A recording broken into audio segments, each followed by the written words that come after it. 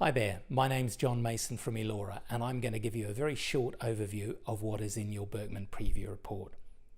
Now, Preview is just one of many formats that we can get using Birkman, and it has the advantage of being largely self-explanatory. But of course, like most self-explanatory things, it leaves a lot unexplained, and we'll remedy a little of that in this video.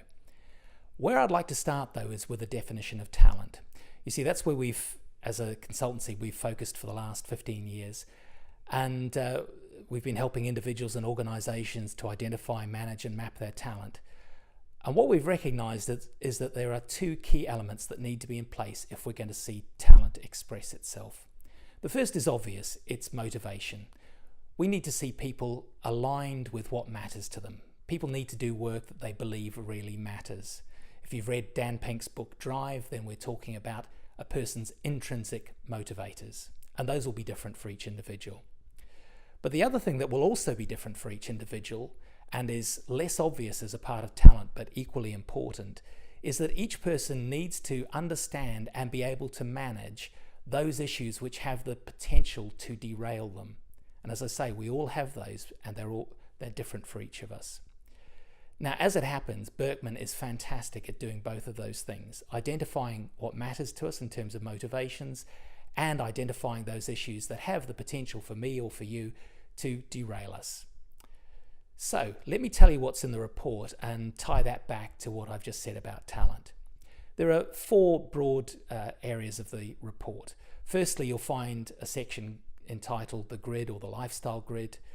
Secondly, there's a two-page report called areas of interest. Then some pages talking about behavioral components, and then finally a career management report. Now, I'll deal with the career management report first because it's different from the rest of the report. The first three sections are derived directly from how you answer the questionnaire. The final section, the career management report, is basically the results of extensive statistical matching between the way you answer the report and around 250 reference groups of people who are very successful and satisfied in some very broad areas of organizational involvement and some very specific ones, job titles and so on. So there is a big difference between the final section and the first three sections.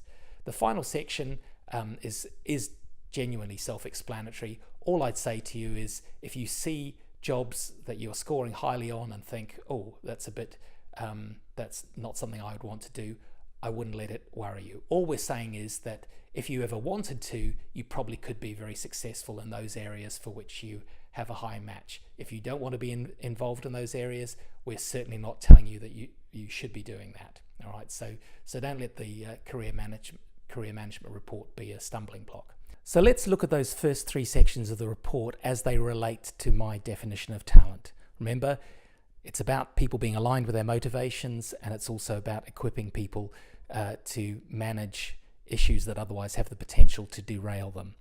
So in terms of motivation, our most valuable resource is going to be the areas of interest section of the report, but the lifestyle grid has one component, the asterisk, which is a summary of motivation as well. In terms of the issues that have the potential to derail, then it's the behavioral components we want to focus on. But again, the lifestyle grid gives us some information.